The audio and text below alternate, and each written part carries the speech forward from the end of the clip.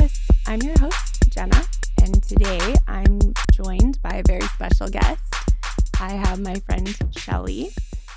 How are you? I'm good. How are you? I'm good. Thank you for having me. Thank you for coming. Shelley is the host of a new podcast called the Shit Apple Podcast, which I'm very excited about. Do you want to tell me a little bit about it? Well, it's just the three of us were kind of best friends. And, well, I'm a girl. I have a bunch of best friends, but me and two of my super best friends. And actually, we added a fourth.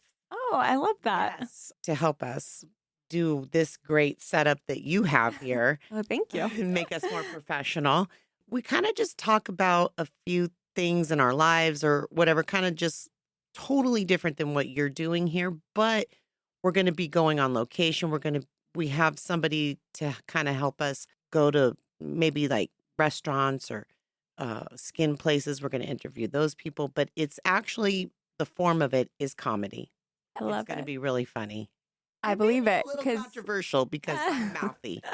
But you make me laugh every time we're together. So, But yeah, thank you for mentioning it. yes, absolutely. When I talk about true crime with Shelley, we drift to celebrities.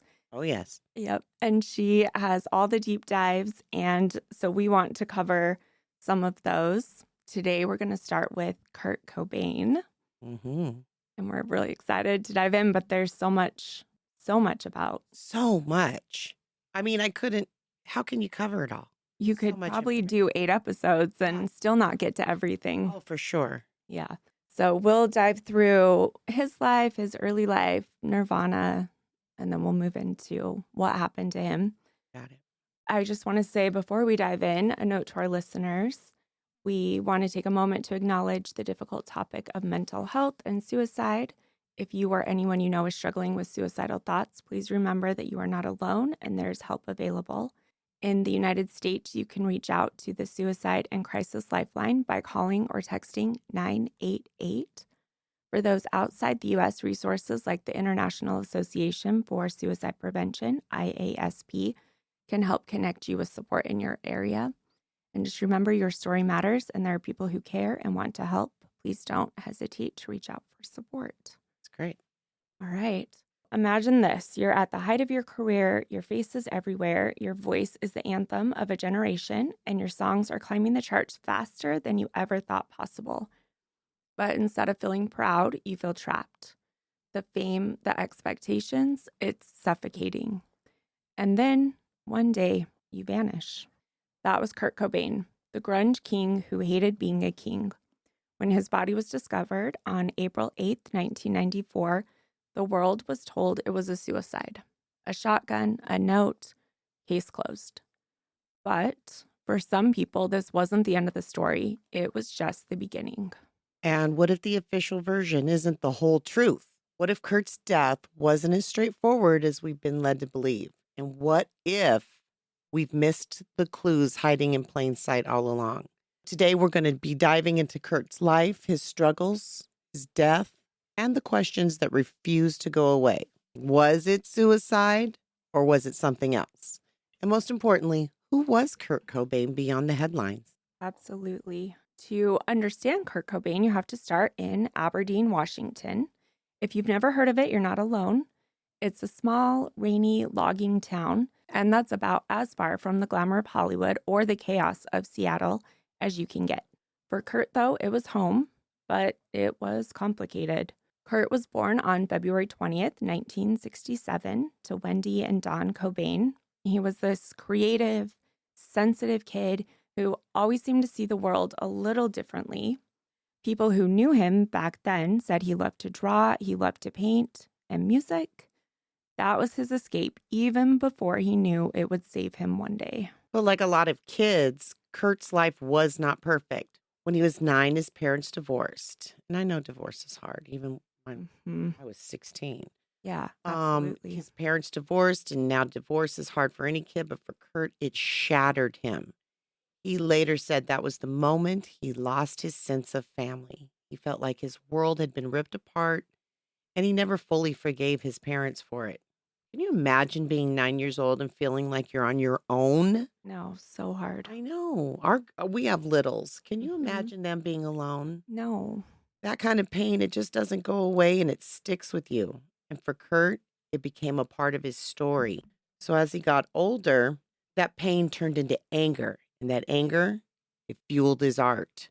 He started playing guitar, writing songs, and finding his voice. But it wasn't just about the music, it was about survival. Music was the one thing that gave him control in a world that he felt out of control. So teenage Kurt was, well, he was complicated. He wasn't the kind of kid that just fit neatly into a box. By the time he was in high school, he'd become this kind of mix of contradictions. He was quiet, but he was angry. He was artistic, but also self destructive. He was charming, but deeply insecure. He could make you laugh one minute and shut you out completely the next. Does it sound familiar? Maybe you knew someone like that growing up, or maybe you were that kid. Kurt's music started to take center stage during these years. But for him, it wasn't smooth sailing. He didn't have a lot of stability. For Kurt, after his parents split, he bounced around between relatives. He lived with, he said, 4 different aunts and uncles. He lived with grandparents for a while, sometimes even at friends' house, or just crashing wherever he could find a space. It's hard to chase a dream when you don't have a solid place to call home. However, through all of this, the one constant in his life, music. He'd sit alone in his room for hours, strumming his guitar, writing lyrics that nobody else was hearing yet. At school, he was the outsider. He wasn't into sports. He didn't fit in with the cool kids. But if you gave him a guitar and, he had his raw emotion, that's where he really came alive. Oh, yeah. There's a story about Kurt sneaking into his high school art room after hours to record a music on a cassette tape. Remember those? Yeah, barely. Yeah, I know. In a minute. He used these simple lo-fi methods to lay down tracks, experimenting with sound and lyrics. Can you imagine being so obsessed with creating that you'd break the rules just to keep the music alive? And that's how much it meant to him. Then there was the rebellion. Kurt hated authority, teachers, the system, even societal norms. He saw hypocrisy everywhere and he was not afraid to call it out. You can hear it in his music later, that raw, unfiltered frustration. But as a teenager, he was still figuring out how to channel it. It's like he knew he had something to say. He just wasn't sure anyone wanted to hear it yet. Right. But by the time Kurt was 18, the pieces were starting to come together. The anger, the creativity, the feeling of being an outsider. And they were all fuel for the fire that would eventually burn so brightly in Nirvana. Yes. But back then, he was just a kid with a dream, a guitar, and a lot of pain to turn into poetry.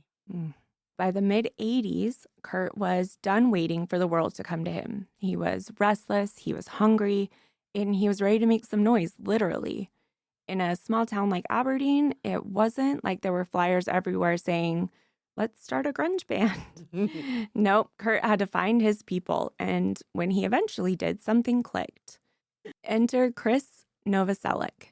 Chris was this tall, laid-back guy with a bass guitar and a sense of humor that matched Kurt's weird, offbeat energy. They somehow were able to meet through their love of punk rock. In fact, there's this great story about how Kurt literally nagged Chris for months to listen to a demo tape he recorded. And when Chris finally did, boom, Nirvana was born. Well, almost. The early days of Nirvana were chaotic, to say the least. They didn't even start with the name Nirvana. They went through names like Skid Row, Pin Cap Chew. I used to chew on my pin cap. Yeah, it makes sense. And my personal favorite, Fecal Matter. Fecal Matter. I'm glad they didn't stick with that one. Me too.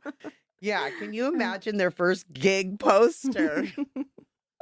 Live tonight, Fecal Matter. What would their logo have been? Oh, I don't want to know. I have the shit apple. So Yeah. I can't imagine actually. Oh, I'm sorry. excited to see that poster. Thankfully, they landed on something a bit more timeless.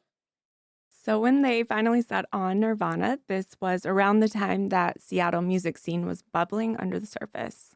Punk and heavy metal were colliding, creating this kind of raw, gritty sound that didn't care about polish or perfection.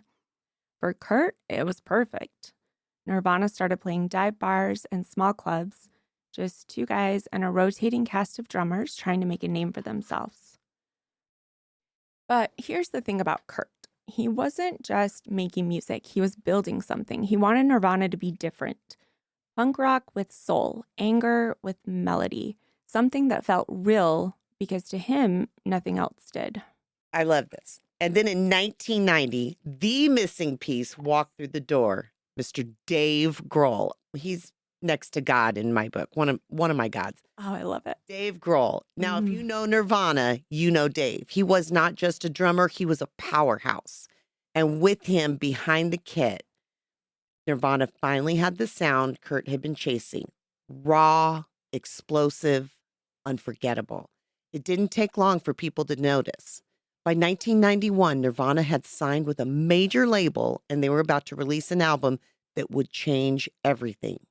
Never mind. But at the time, they were just three guys making noise, hoping anyone was listening. Mm-hmm. When Nirvana released Nevermind in September 1991, they weren't expecting it to blow up.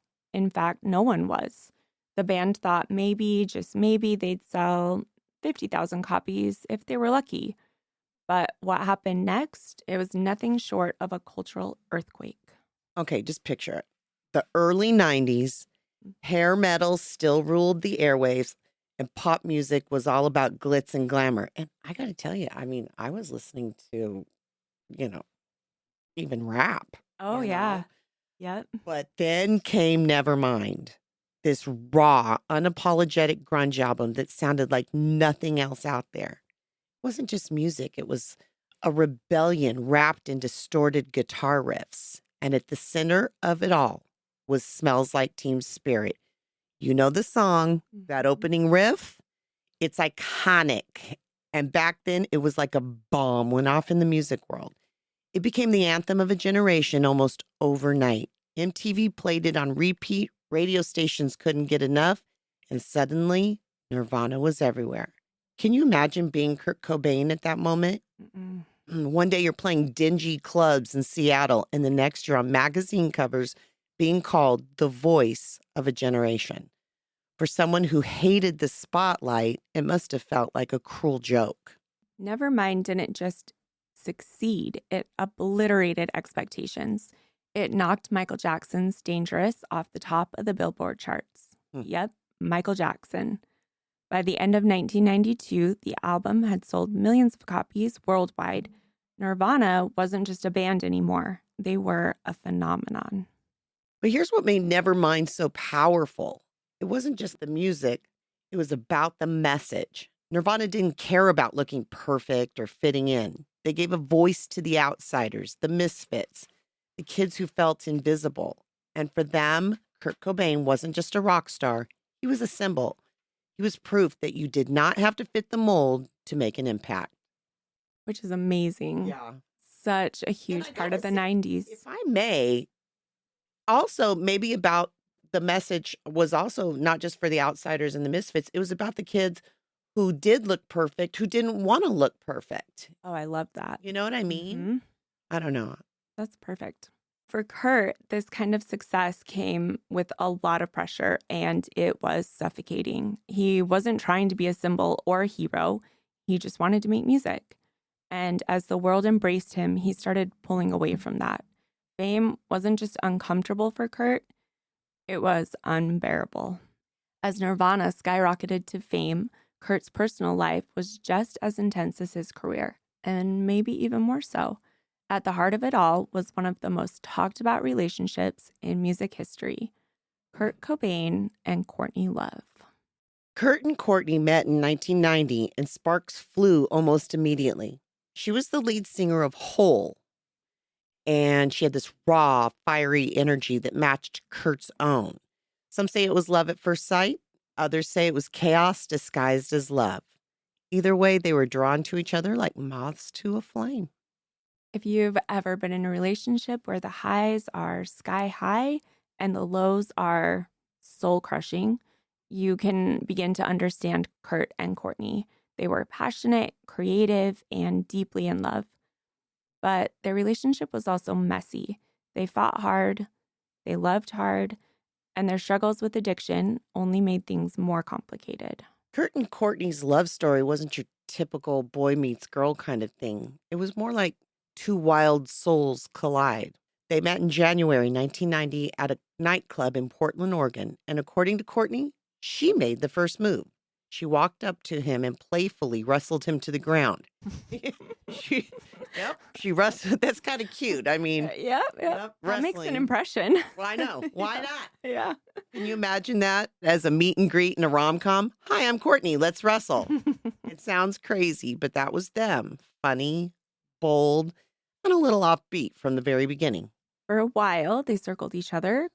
Kurt was shy, Courtney was loud, and their lives were chaotic in different ways.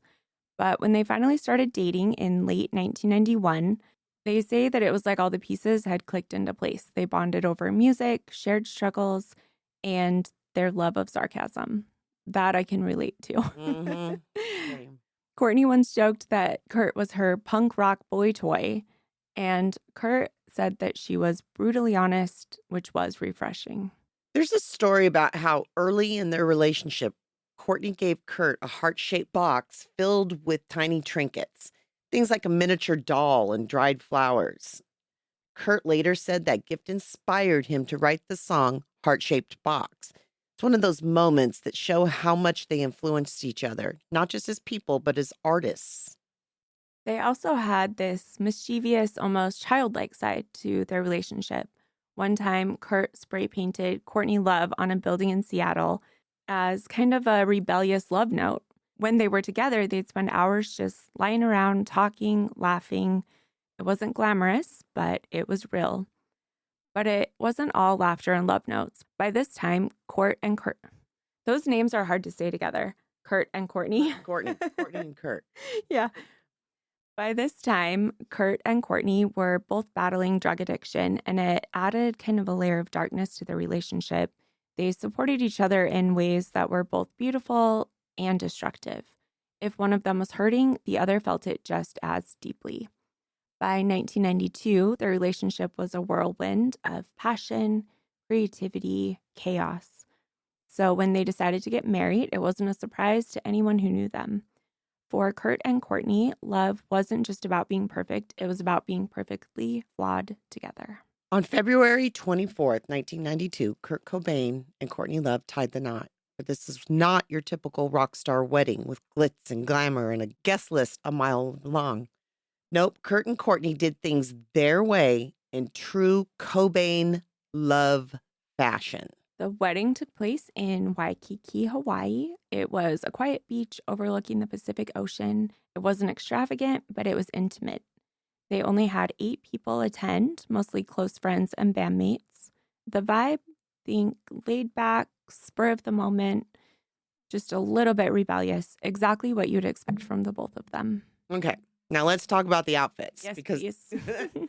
they were classic Kurt and Courtney. Courtney wore a white satin and lace dress that once belonged to actress Frances Farmer. I didn't know who that was. I looked her up, and apparently it's Courtney too. Oh, so Troubled star. Oh, wow. But from a long, long time ago, I didn't even recognize one movie she was in. But yeah, sounds like somebody she would idolize. Absolutely. It was a nod to her Grudge meets Hollywood style. And Kurt, he wore his favorite pair of green pajamas. Yes, pajamas. He said he didn't feel like wearing a suit. And honestly, who can blame him? Can you imagine standing on a beach, exchanging vows with the love of your life while wearing pajamas? That is peak Kurt Cobain. He never cared about appearances or tradition. He cared about what felt real. And for him, that was enough. Their vows weren't public, but friends later said the ceremony was heartfelt and emotional. Kurt and Courtney may have been unconventional, but when it came to their love, they were all in. They looked at each other like nothing else in the world mattered. And for those few moments on the beach, maybe nothing else did. At the time of their wedding, Courtney was pregnant with their daughter, Frances Bean. In some ways, the wedding wasn't just about Kurt and Courtney. It was about starting a family. It was a fresh chapter. They may not have had it all figured out, but they had each other. And for them, that was enough. As idyllic as the moment in Hawaii was, it didn't erase the challenges they faced. Addiction, fame, and constant scrutiny of the public would follow them back to the mainland. And for Kurt, the weight of it all was starting to feel unbearable. Later that year, they welcomed their daughter, Frances Bean Cobain. And I wonder, was Frances named after Frances Farmer? Oh my gosh, I bet she I'll was. bet she was too. I didn't put that together till just I now. didn't either. I was like, hey, wait. Wait, I bet she was. I'll bet she was too. And I do know that the bean is because Kurt kept calling her Bean because she looked like a bean Oh, in Courtney's tummy. yeah, while she was pregnant. For a while, it seemed like Frances gave Kurt a reason to hope. He adored her. Mm. If you've ever seen pictures of them together, you can see it in his face. She was his world. But being Kurt and Courtney wasn't easy, especially under the microscope of fame. The tabloids were relentless, painting them as the rock and roll Bonnie and Clyde.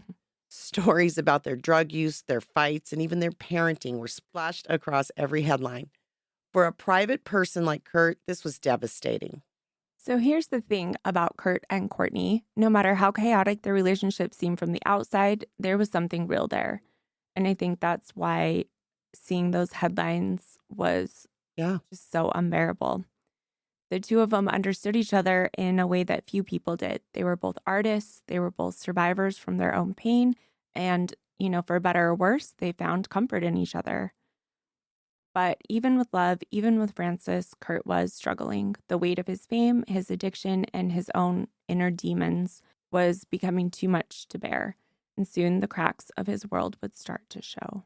Kurt and Courtney's marriage wasn't just a relationship. For them, it was a force that shaped everything around them, including Kurt's music. Their bond, with all its highs and all of its lows, found its way into his lyrics, his performances, and even the way he saw the world. For Kurt, love and pain were inseparable, and his marriage to Courtney reflected that duality. In Courtney, Kurt found a kindred spirit, someone who understood the chaos in his mind because she had her own. She wasn't just his wife, she was his muse. Songs like Heart-Shaped Box and All Apologies are often linked to their relationship. Kurt never explained his lyrics outright, but you can feel the tension and the longing and the love woven into these songs. If you've ever been in a relationship where emotions run deep, really deep, where every fight feels like the end of the world and every reconciliation feels like the beginning, you'll hear echoes of that in Kurt's music. He wasn't writing love songs. He was writing about what love feels like when it's tangled up in everything else. But their relationship wasn't all inspiration and creative sparks. The struggles they shared, especially with addiction, cast a long shadow over Kurt's life. Courtney was often painted as the villain in the tabloids. She was accused of enabling Kurt and pulling him down. Who knows if that's the truth, but we do know that addiction doesn't have villains or heroes. They were both fighting the same demon, and sometimes they lost. Becoming a husband and then later a father also added layers to Kurt's identity. On one hand, he adored Frances and wanted to give her the kind of love and stability he felt he'd missed growing up. On the other hand, he struggled with the fear of not being enough. Fame, addiction, and his own insecurities made him question whether he could be the husband and father he wanted to be. You can hear that struggle in songs like Pennyroyal Tea and Dumb. I love that. Dumb. They're raw, confessional, and unapologetic, just like Kurt. His music became a way to process the pressure of being a husband, a father, and the reluctant voice of a generation. Despite the chaos, one thing stayed clear. Kurt loved Courtney deeply. In interviews, he called her the most challenging woman he'd ever met. I don't know how I would take that, to be honest. I know. Say I'm great and move on. Yeah, right. But he also said that she was the person who kept him grounded in her own unpredictable ways. It's easy to judge the relationship from the outside, but for Kurt, Courtney was the one person who truly saw him, the good, the bad, and the broken. Even love has limits. When the rest of your world is falling apart, as much as Courtney and Francis gave Kurt moments of joy, the weight of fame, addiction, his own inner battles began to take their toll. And for Kurt, the cracks were becoming impossible to hide. For all the drama that surrounded Kurt and Courtney, there were these small human moments that really showed who they were together. Like the time Courtney said she would cut his hair while he was half asleep. Kurt woke up with a jagged haircut and just laughed about it, saying it made him look even more grunge. That's the thing about them. They found humor in chaos. Then there's the story of Kurt singing to Frances when she was just a baby. Friends who visited Kurt said he would hold her and strum his guitar, humming little lullabies he made up on the spot. They Uh-oh. weren't polished, I know. They weren't polished songs, just fragments of melodies, but they were full of love. For all of his struggles, he tried to be present for her in his own way. And Courtney wasn't just the firebrand that people saw in tabloids. She had a softer side when it came to Kurt. Once, during a particularly bad bout of his stomach pain, she stayed up all night researching remedies, making tea after tea until he finally felt better. She wasn't perfect, but she cared deeply. They also had these rare magical moments of pure creative synergy. There's a video of Kurt and Courtney sitting together, strumming guitars and singing a rough version of Pennyroyal Tea. It's raw, it's a little messy, but it's completely them. You can tell they weren't just partners in life, they were partners in art. Yeah. These stories remind us that Kurt and Courtney weren't just rock stars, they were people. And people who laughed, loved, and tried their best, even when the world was watching their every move. But sometimes love and creativity aren't enough to keep the rest of life from creeping in. And for Kurt, the world's gaze was becoming too much. Fame wasn't just a spotlight, it was a blinding, burning glare that exposed every crack in his world. And as Nirvana grew bigger, Kurt's struggles grew harder to ignore. Fame, for some people, it's a dream come true, Yeah. a validation of everything they've worked for. What it seemed like for Kurt Cobain, it was more like a nightmare. He wanted his music to connect with people, not to become the face of the movement he never asked to lead. By the early 90s, Nirvana wasn't just a band, it was a cultural phenomenon. They were headlining festivals, appearing on magazine covers, and getting mobbed wherever they went. Kurt's lyrics, his voice, even the way he dressed, it all became iconic. But for Kurt, that kind of attention didn't feel like success. It felt like suffocation. There's a story about Kurt walking off stage after a show and locking himself in a bathroom and crying. Oh. It wasn't just because the performance went badly, it was because he felt like a fraud. He didn't want to be a rock star, and the weight of living up to everyone else's expectations was crushing him. And it wasn't only that, there were also the interviews. Kurt hated them. Journalists would try to box him into sound bites, asking him to explain what his songs, quote unquote, really meant. He once said, quote, "Why do people think if they understand my lyrics, they'll understand me?" End quote.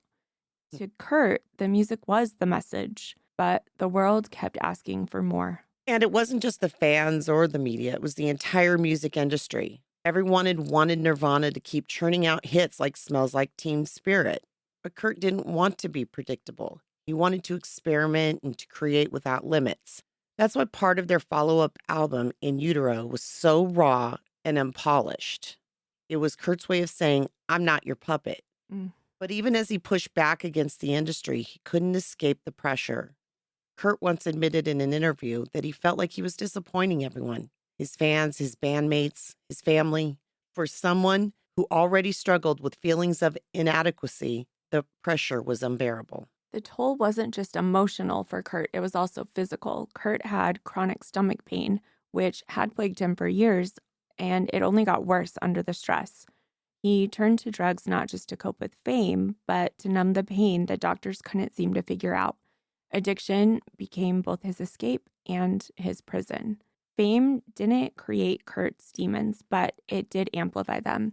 It turned his insecurities into headlines, his private struggles into public drama. For someone who already felt so out of place in the world, being under a microscope made him feel even more alienated. By 1994, it was clear that Kurt was reaching his breaking point. The pressure, the pain, and the addiction. It was all becoming too much. And as much as the world loved him, Kurt was slipping further and further away. That's so sad. It is. Kurt wasn't someone who gave up easily either. Beneath all the pain and pressure, there was a part of him that wanted desperately to find peace. And he tried. Sometimes his ways worked, and sometimes in ways that only made things harder. For Kurt, music was always his first escape. Writing songs wasn't just a job, it was therapy. When he was on stage, guitar in hand, it was one of the few places he felt truly free. But as fame grew, even that refuge started to feel like a cage. Still, he kept writing, pouring his emotions into songs like All Apologies and Rate Me. They were raw, honest, and in many ways cries for help. Beyond music, Kurt also found solace in art. He loved painting and drawing, often creating dark, surreal pieces that reflected his state of mind. His journals were filled with sketches, lyrics, and fragments of thoughts. Looking at them now, they're like a window into his soul. They're beautiful, chaotic, but heartbreaking. Kurt also was searching for answers to his physical pain. His chronic stomach issues were so debilitating that sometimes he said they hurt more than anything else in his life. He visited countless doctors, tried alternative treatments, adjusted his diet, anything in hopes of relief, but nothing seemed to work. It's hard to imagine battling something so invisible, yet so all-consuming. Yeah. At one point, Kurt talked about quitting Nirvana altogether. He wanted to retreat from the spotlight, focus on his art, and live a quieter life with Courtney and Francis. He even dreamed of recording acoustic music, stripping away the noise and chaos that came with being a rock star. But stepping away wasn't as simple as he'd hoped. It rarely is when the world sees you as a symbol. And then there was Frances Bean, his daughter. Kurt adored her. Friends said that he would light up whenever he talked about her, even during his darkest days. She was one of the few things that gave him hope. He once said, "I'm doing this for Frances." But even the love he felt for her couldn't erase the weight that he was carrying. Kurt also tried to get clean. In March 1994, he checked into a rehab facility in Los Angeles, hoping to break free from heroin. He stayed only a few days before leaving abruptly. In fact, he actually hopped the wall. Yeah, like a 6-foot wall, right? I love it. Flying back to sea, and he flew back to Seattle. It was a step in the right direction, but like many struggling with addiction, it wasn't a straight path. The truth is, Kurt wanted peace, but he didn't always know how to find it, which I think is true for all of us. Oh, for sure. He was torn between the world's expectations and his own need for quiet. Between the love he felt for his family and the pain he couldn't escape, it was a battle he fought every day. By April 1994, the weight of it all had reached a breaking point. Kurt's attempts to cope, to hold on, were slipping through his fingers. And soon, the world would be left wondering what more could have been done to save him. For all of Kurt's pain and isolation, he wasn't alone. The people closest to him, his wife Courtney, his bandmates, his friends, even his mom, they all knew he was struggling. They tried to help him in the ways that they knew how. Helping someone like Kurt wasn't easy. Courtney Love, for all of her flaws and public controversies, fought hard to save Kurt. She was vocal about his addiction, urging him to get help. In March 1994, just weeks before his death, Courtney organized an intervention at their home in Seattle. It wasn't an easy conversation. Kurt was furious and accusing everyone of ganging up on him. But that's what should have been their name. Yep. Put it together. Yes, like yes. Ben. Oh, what was Jennifer and Ben? What was their name? Jennifer or What? why can't I think of I it? can't either. Oh my gosh. Benjo. No. Jen see. Ben. Benifer. Benifer. It was Benifer. Okay. Courtney. That's what I keep trying to say is I know. Courtney. I know. Oh.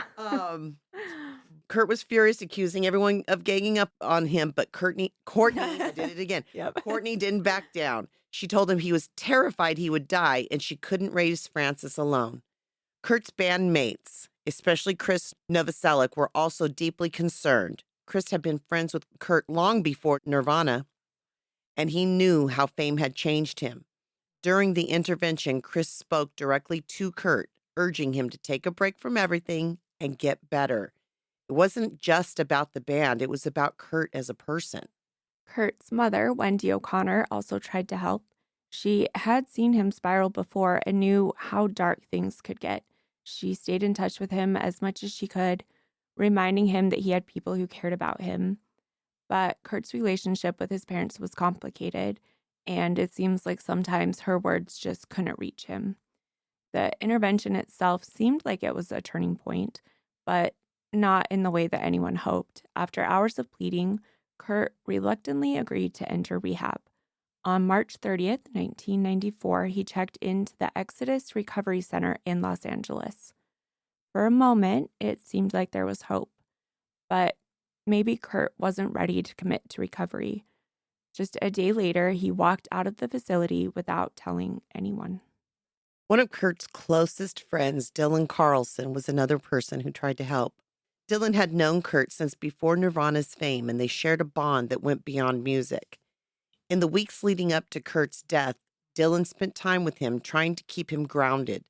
But even Dylan later admitted that he didn't realize how bad things had gotten until it was too late. Here's the heartbreaking truth. The people around Kurt loved him, but love alone couldn't pull him out of the darkness. Addiction, depression, and fame created a storm that was bigger than any one person could fix. They tried. Courtney tried. Chris tried. And his family tried. But sometimes even the best intentions, they fall short. Kurt Cobain and Courtney Love were in Rome in early March 1994. On March 3rd, 1994, Kurt Cobain overdosed on a combination of champagne and Rohypnol in their hotel room. He was found unconscious by Love the following morning and was rushed to the hospital, where he remained unconscious for the rest of the day. After 5 days, Cobain was released from the hospital and returned to Seattle. Courtney said he took 67 of those, by the way, Which we can get into. Yep. So this incident occurred shortly after Nirvana had canceled the remaining dates of their European tour due to Cobain's health issues, including bronchitis and severe laryngitis. Which is bad for a singer. Exactly. The Rome overdose is often considered a significant event in the months leading up to Cobain's death in April 1994. Courtney later referred to this incident as Cobain's first suicide attempt. Courtney said this was in response to her thinking about cheating on Kurt. She says she didn't do it. She didn't even make the call, but she had considered it. And to Kurt, that was the ultimate betrayal. So after Kurt left the rehab center, in Los Angeles. Yes. Yeah. Okay. Yes. Kurt left the rehab center that he had entered on March 30th. He returned to Seattle, and it seemed like he was withdrawing from everyone. And like Shelley mentioned, he jumped over a 6-foot wall, cigarette in hand, just walked into the night. The people who cared about him were trying to reach him, and they felt like Kurt was slipping further and further away. On April 8th, the world would wake up to the devastating news that they hadn't been able to save him in time. The days leading up to Kurt Cobain's death are a mix of fact, speculation, and heartbreak. What we know paints a picture of a man who was tired, overwhelmed, and searching for a way out, whether from fame, addiction, or his own pain. It's said that Kurt was in the process of leaving Courtney and Seattle altogether in the weeks leading up to his death. Courtney knew this and had asked one of her attorneys to get the meanest, most vicious lawyer she could find. And didn't they have a prenup? Yep. Courtney wouldn't have gotten any of the money from Nirvana if they divorced. Kurt had recently made the decision to forego headlining the Lollapalooza tour, which is said to have been a $9.5 million contract. Courtney is said to have been really pissed about it. To be fair. To be fair, $9.5 million. I would have been pissed too. I'd be like, Bill, get your ass out there. Okay, but wait, how much do you think is $9.5 million today? Oh, what do you think? Double? More? 20 million? I mean, even Beyonce, I think, got like 30 million for Coachella. $20 million or more. That's a good guess. This says it's the equivalent of 18.5 million today. A Double. decent amount, yeah. Yeah. I mean, that's 94. Well, in the 90s, 93, 94. Yeah. Yeah. Whoa. Yeah. So Yeah, Courtney was Lollapalooza was a big pissed. thing, too. Yeah, and he was supposed to headline. Yeah. Wow.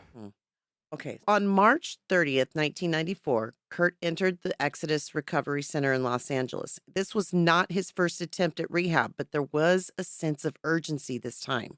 Courtney and his friends had pressured him into going after the intervention, hoping it might finally be the turning point he needed. For a couple of days, it seemed like things might improve. Kurt even spent time talking to his daughter Frances during his stay. One staff member recalled how gentle and loving he was with her over the phone, telling her he missed her. It was a rare moment of tenderness amid the chaos. On April 1st, Kurt walked out of the facility. Like we said, he scaled that 6-foot wall, cigarette in hand, disappeared into the night. He didn't tell anyone he was leaving. By the time they realized he was gone, Kurt had already boarded a flight back to Seattle. When Kurt arrived in Seattle, he was a man in hiding. He avoided calls from Courtney and his bandmates.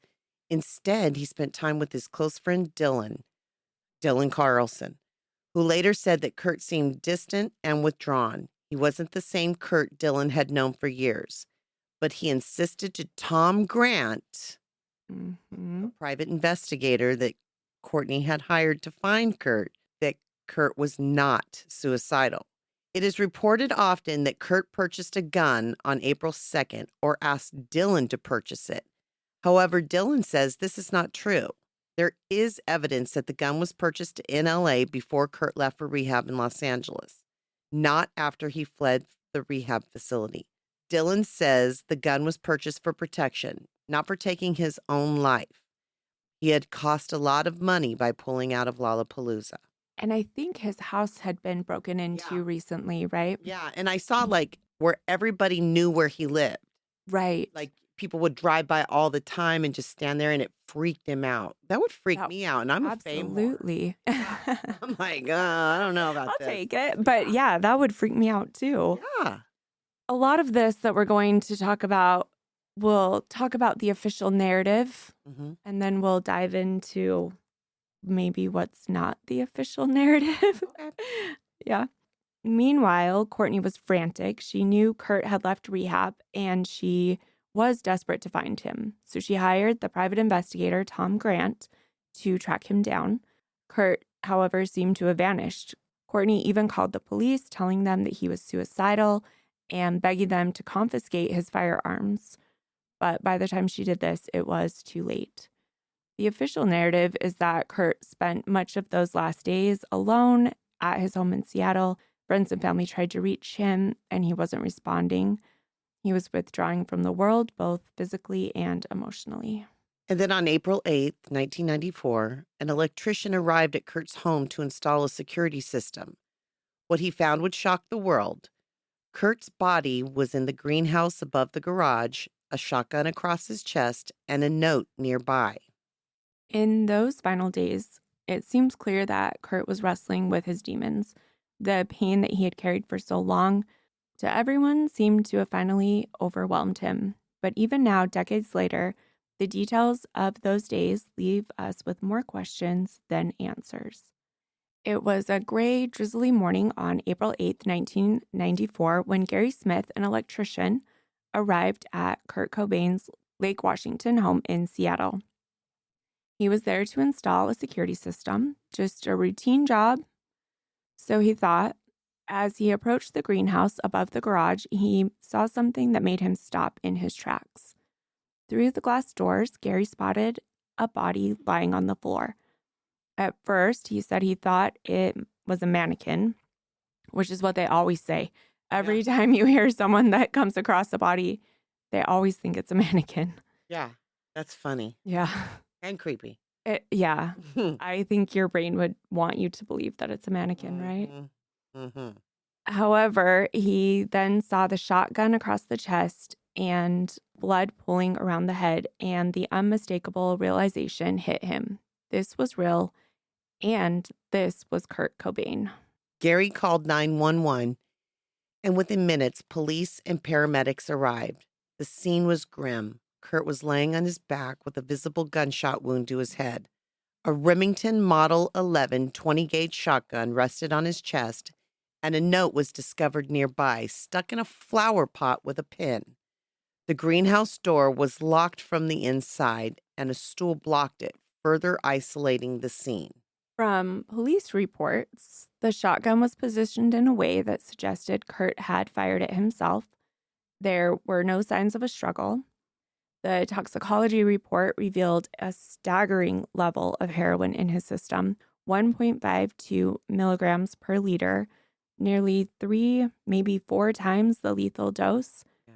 He also had traces of diazepam, a sedative, in his bloodstream. The amount of heroin in Kurt's system raised immediate questions. Some experts argued the dose was so high that he wouldn't have been able to pull the trigger, leading to theories of foul play. However, others countered that as a longtime heroin user, Kurt's tolerance might have allowed him to function, albeit briefly, after injecting such a dose. The autopsy officially concluded that Kurt had died from a self-inflicted gunshot wound to the head. The coroner estimated his death occurred on April 5th, 3 days before his body was found. The shotgun blast caused catastrophic damage, leaving no doubt about the cause of death. The report also noted puncture marks on his arms consistent with intravenous drug use. The locked door and the lack of defensive wounds pointed to investigators to suicide, but for some, the scene felt too neatly wrapped up. Why would Kurt inject such a massive amount of heroin and then choose to shoot himself? And why did the note, though seemingly addressed to Courtney and Francis, seem more like a goodbye to music than to life itself? The discovery of Kurt's body marked the end of his life, but it was just the beginning of the questions. While the official ruling was suicide, many, including private investigator Tom Grant, believed there was more to this story. Could someone else have been involved? Or was this simply the tragic end of a man who carried too much for too long? On April 8th, 1994, the news of Kurt Cobain's death spread like wildfire. Fans, journalists, and fellow musicians were stunned. The man who had become the voice of a generation was gone, and the world didn't quite know how to process it. I remember where I was. Where were you? I was on the freeway. I'm from California, Mm-hmm. and I worked in Orange County and lived in LA County. And I lived with my dad. I was young. I mean, like early 20s, late teens, something like that, whatever. Anyway, Yeah. early 20s. And I came home and I was crying. Oh. I was like, Dad, did you hear Kurt Cobain died? I just heard it on the way home because that's all I heard on the radio right. on my long hour drive home. Oh. And my dad looked at me and goes, what? Oh. Who? He didn't know who Kurt Cobain was even. Sorry, Dad. I know Frank Sinatra's been dead a long time, but I like music too. Yes. So anyway, but yeah, I remember that day vividly. Wow. Do you? I mean, I'm older I- than you. Do you remember it? I don't. But while you were talking about that, I remembered when I heard Heath Ledger had died. Yeah. I was driving. I remember exactly where I was. There are a couple over the years. Yeah. But I don't remember Kurt Cobain I remember specifically. Princess Diana, Michael Jackson. I do remember Princess Prince. Diana. I was being driven home from babysitting, Oh. and the guy told me, and I was like, what? That's so sad. I know. There's a lot of people that, just kind of rock you. Mm-hmm. Yeah. You always remember where you were. For sure. When the story broke, it felt surreal. Radio stations interrupted their broadcasts to announce the news, and MTV aired tributes to Kurt nonstop. Mhm. For many, the idea that someone like Kurt, so talented and so seemingly untouchable, could be gone was unthinkable. For those who had followed his struggles, it was devastatingly believable. Fans flocked to Kurt's home in Seattle, leaving flowers, candles, and handwritten notes at the gate. Some stood silently crying while others sang Nirvana songs together, turning their grief into a communal expression of love and loss. On April 10th, a public vigil was held in Seattle's Center Park. Thousands of fans gathered, some holding candles, some wearing flannel shirts in tribute to Kurt's signature style, Courtney Love made a surprise appearance, delivering a heartbreaking, raw message to the crowd. Courtney read parts of Kurt's suicide note aloud, her voice seeming to crack with emotion. At one point, she shouted at the crowd, "He's gone because he felt like he didn't matter. You guys made him feel that way, and it's not fair." It was a raw, unfiltered moment that showed the depth of her grief and anger. The music world was equally shaken. Artists like Pearl Jam's Eddie Vedder and REM's Michael Stipe, Neil Young even expressed their sorrow and disbelief. Neil Young in particular was deeply affected, later writing Sleeps with Angels as a tribute to Kurt. He said it's so hard to understand how someone with so much could lose it all in their mind. For many musicians, Kurt's death marked the end of an era. Kurt had changed the music industry, proving that authenticity could outweigh polish and that raw emotion could connect with millions. Kurt's absence left a void that could not be filled. For fans, Kurt's death wasn't just a loss, it was a symbol. He joined the infamous 27 Club, a tragic group of artists like Jimi Hendrix, Janis Joplin, and Jim Morrison, who all died at the age of 27.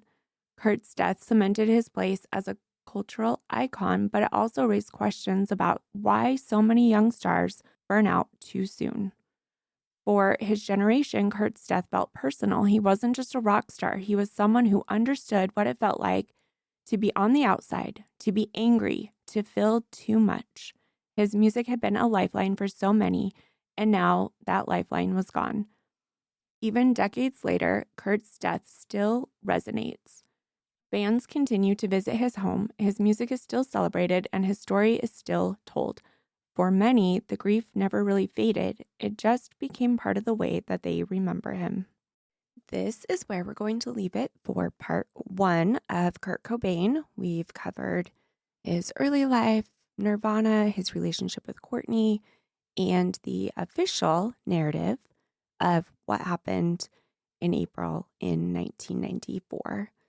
Part 2, which will come out on Thursday, will deep dive into why that official narrative to this day doesn't sit right with a lot of people. We'll dive into the suicide letter. We'll dive into the autopsy, the toxicology, what the PI found and what he believes. We'll dive into everything else. So join us. I think you're going to love it. And we will see you for part 2. Thank you again so much for listening. I would love to know your thoughts, theories, feedback on this episode. You can connect with us on social media at Crime Clueless or email us crimeclueless@gmail.com. Check out Shelley's podcast, the Shit Apple podcast, which is available now on Apple, Spotify, Amazon, all major streaming platforms.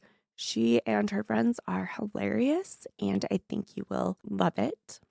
Remember, refuse to be clueless, careless, or caught off guard. Not today, murderers.